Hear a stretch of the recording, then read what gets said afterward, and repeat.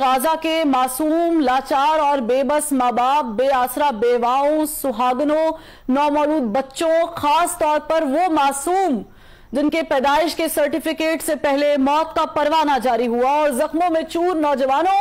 مگر بلند حوصلے اور پختہ ایمان کے مالک فلسطین کے باسیوں سے مخاطب ہوں کہ پاکستان سے ان کی بہن انہیں عقیدت بھرا سلام کہتی ہے اور عرض کرتی ہے کہ میری بہن بھائیوں، جس طرح آپ بے بس ہو کے آپ کے پاس کھانے کو کچھ نہیں، مریضوں کے علاج کے لیے ادویات نہیں، میتوں کو دفنانے کے لیے کفن نہیں، ایسے ہی میرے پاس آپ کے حق میں آواز بلند کرنے کے لیے زبان نہیں، ہمت نہیں، حوصلہ نہیں، اور وہ الفاظ نہیں جو آپ کے دکھوں کا مداوع کر سکیں، وہ طاقت نہیں کہ عالمی استعماری قوتوں کے دروبام ہلا سکے، ہاں مگر آپ کے پاس ایمانی طاقت ہے، جذبہ بلالی ہے اور روح ہلالی ہے، اور سب سے بڑھ کر وہ آہ ہے جو اثر رکھتی ہے، پر نہیں طاقت پرواز مگر رکھتی ہے، آسمان کا سینہ چیر سکتی ہے، اوج ثریا کی بلندیوں پر پرواز کرتے ہوئے عرش معلا پر دستک دے سکتی ہے، اور اللہ تعالیٰ کو یہ بتا سکتی ہے کہ دنیا میں موجود 2 ارب مسلمان چند ملین یہودیوں کا محاصرہ نہیں کر سکتے، باطل کی قوت کو ایمانی جذبے سے پچھاڑ نہیں سکتے، اور ان اربوں کی گنتی میں نہ وہ 313 میسر ہیں اور نہ ہی وہ 72 کا قافلہ سپر جو باطل سے محض ٹکرایا ہی نہیں، سچ کا علم بھی ہمیشہ کے لیے بلند کر گیا۔ تمہاری آہ یہ بھی شکوہ کر سکتی ہے کہ اب مسلمان ماؤں نے صلاح الدین ایوبی، نور الدین زنگی، طارق بن زیاد اور محمد بن قاسم جنم دینا چھوڑ دیے ہیں، یہاں خیبر کا قلعہ ایک ہاتھ سے اکھاڑ پھینکنے والے ولی بھی ناپید ہیں، اور سیف اللہ کے نام کی نسبت رکھنے والے جنگجو بھی میسر نہیں، تو اے اللہ ابابیلوں کا کوئی جھنڈ عطا فرما، کوئی تیز ہوا یا آندھی بھیج، یا پھر کوئی ایسا طوفان جو صہیونی طاقتوں کو نیست و نابود کر دے۔ تمہاری آہو بکا 2 ارب مسلمان کے دل نہیں دھڑکا سکتی، ظالم اور جابر حکمرانوں کے سامنے کلمہ حق نہیں بلند کر سکتی، عالمی انسانی حقوق کی تنظیموں کو نہیں جھنجھوڑ سکتی، UN، OIC اور یورپی یونین جیسی طاقتوں کا ضمیر نہیں جگا سکتی، مگر یہ عرش معلا کو ہلا سکتی ہے، اللہ کے جلال اور غیظ و غضب کو جلا بخش سکتی ہے، اور جبار و قہار کو اپنی جانب متوجہ کر سکتی ہے، آسمان سے آگ برسوا سکتی ہے، پتھروں کی بارش بھی کروا سکتی ہے، اور برف کے گولے بھی گروا سکتی ہے۔ فلسطین کے بے بس و مجبور و محقور باسیوں، تمہاری داد رسی کو دنیا سے نہیں کوئی آنے والا، تمہارے زخموں کی مرہم پٹی بھی کوئی نہیں کرنے والا، پیاس اور بھوک سے بلکتے تڑپتے بچوں کو کوئی نہیں نوالا دینے والا، تمہاری میتوں پر کوئی کفن بھی نہیں ڈالنے والا، تمہارے اسکول، اسپتال اور پناہ گاہوں کو بھی دنیا کا کوئی معتبر نہیں محفوظ بنانے والا، غرض اس دنیا میں کوئی بھی نہیں تمہارا رکھوالا، کیونکہ اس دنیا کے ٹھیکیداروں کو ڈالر کی بھوک ہے، بارود کے کاروبار کی فکر ہے، عالمی مراسم اور دنیا میں اپنے وقار کی فکر ہے، سپر پاور کے اتحادی ہونے اور ان سے دوستیاں نبھانے کی پرواہ ہے، اور محض اپنی جان کی فکر ہے۔ اے فلسطین کے باسیوں، ہم نے اپنے ایوانوں میں مذمتی قراردادیں پیش کر دی ہیں، عالمی اداروں میں بھی زبردست احتجاج کیا ہے، ریکارڈ ملین مارچ کیے ہیں، سیو غازہ، نو وار اور فری پیلسٹائن کے نعرے بھی بلند کیے ہیں، اور یہی وہ سب کچھ ہے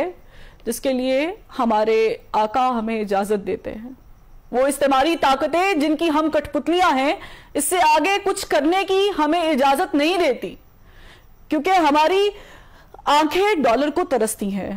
اور ہمارے دل امریکہ، کینیڈا اور برطانیہ کے ویزے کے لیے دھڑکتے ہیں، اور ہم عالمی پابندیوں سے ڈرتے ہیں، کیونکہ ایک جانب IMF نے ہمارے پاؤں میں زنجیریں ڈال رکھی ہیں تو دوسری جانب یورپی یونین میں GSP+ کا سٹیٹس ہمارے ہاتھوں میں ہتھکڑیاں ڈالے ہوئے ہے، تو سب سے بڑھ کر کے فیٹف کا ہتھوڑا ہمارے سروں پر منڈلا رہا ہے کہ ادھر ہم نے اپنے آقاؤں کی ذرا حکم عدولی کی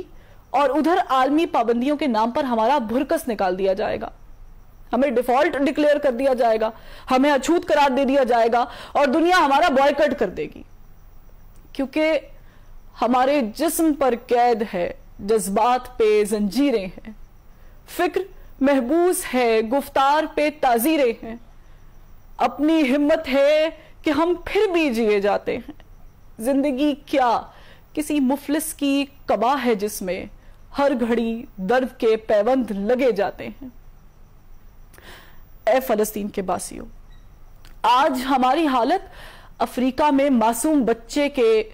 فوٹو اتارنے والے کیمرامین کیون کارٹر جیسی ہے, کہ جس نے موت کا شکار ہوتے اس بچے کی محض تصویر بنانے کا انتظار کیا اور اس کے لیے گدھ کو اس کا جسم نوچنے دیا.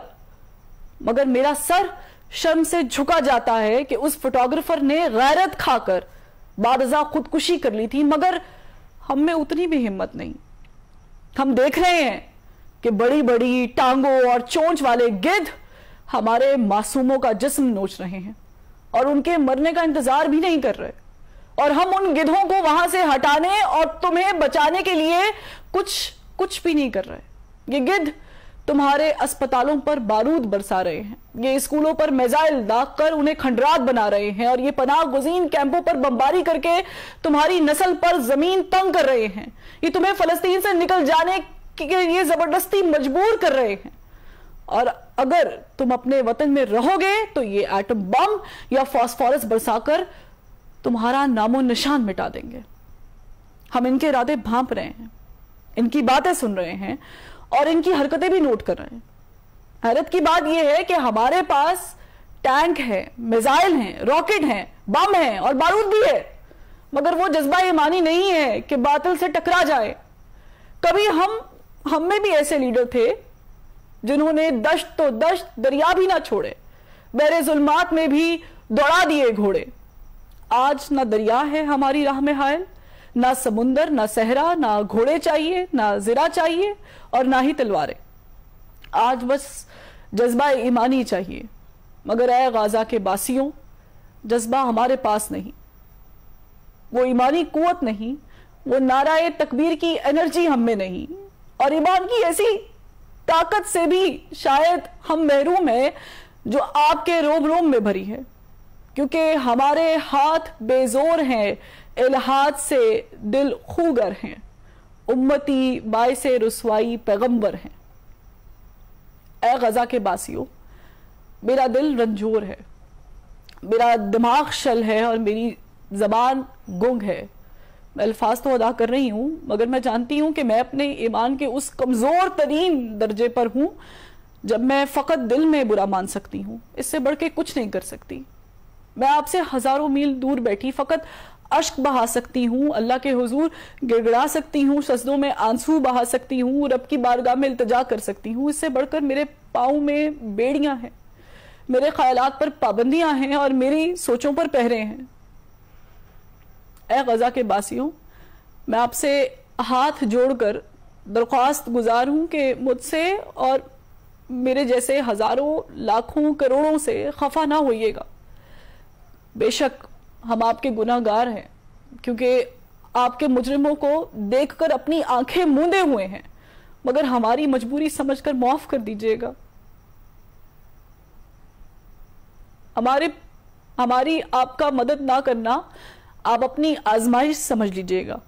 ٹھیک ویسے جیسے اللہ تعالیٰ فرماتا ہے کہ وہ اپنے پیاروں کو آزماتا ہے.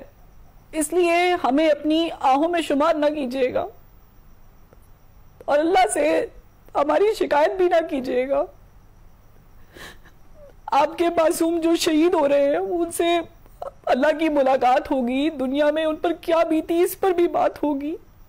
خدا را اپنے معصوموں کو تلقین کیجئے گا کہ وہ اللہ سے ہماری شکایت نہ کرے, بلکہ اللہ سے یہ درخواست کرے کہ وہ ہمارے جیسے کمزور ایمان والوں کو طاقت عطا کرے, کیونکہ ہم بھولے ہوئے ہیں. ہم بھولے ہوئے ہیں کہ منفعت ایک ہے, اس قوم کا نقصان بھی ایک ہی, سب کا نبی, دین بھی, امام بھی ایک, حرم پاک بھی, اللہ بھی, قرآن بھی ایک. کچھ بڑی بات تھی ہوتے جو مسلمان بھی ایک. آج استعماری طاقتوں نے ہمیں تقسیم کر رکھا ہے. اپنے اپنے مفادات میں الجھا رکھا ہے، فرقہ بندی اور ذات پات میں منقسم کر رکھا ہے، کیونکہ وہ جانتے ہیں کہ جب تک ہم تقسیم رہیں گے اور ایک کے فلسفے سے دور رہیں گے تب تک وہ ہم پر حکمرانی کرتے رہیں گے، ہمارا خون بہاتے رہیں گے اور ہمیں جینے کی بھیک مانگنے پر مجبور کرتے رہیں گے۔ مگر اے غزہ کے باسیوں، میری آپ سے التجا ہے، میری آپ سے التجا ہے کہ چند روز، اے میری جان، فقط چند ہی روز ظلم کی چھاؤں میں دم لینے پہ مجبور ہیں ہم، اور کچھ دیر ستم سہ لیں، تڑپ لیں، رو لیں، اپنے اجداد کی میراث سے معذور ہیں ہم، لیکن اب ظلم کی میعاد کے دن تھوڑے ہیں، ایک ذرا صبر کے فریاد کے دن تھوڑے ہیں، ایک ذرا صبر کے فریاد کے دن تھوڑے ہیں۔